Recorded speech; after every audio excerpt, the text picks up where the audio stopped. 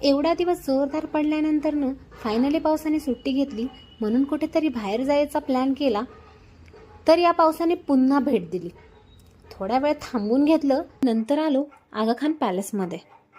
खूप दिवसानंतरनं बाहेर पडण्याचा आनंद प्रथाच्या चेहऱ्यावरती अगदी ठळक असा दिसत होता. आगा खान पॅलेस ही पुण्यातील एक महत्त्वाची ऐतिहासिक वास्तू आहे. आगा खान पॅलेसमध्ये महात्मा गांधीजीच्या जीवनातील महत्त्वाच्या प्रसंगाची छायाचित्र प्रदर्शित केलेली आहेत.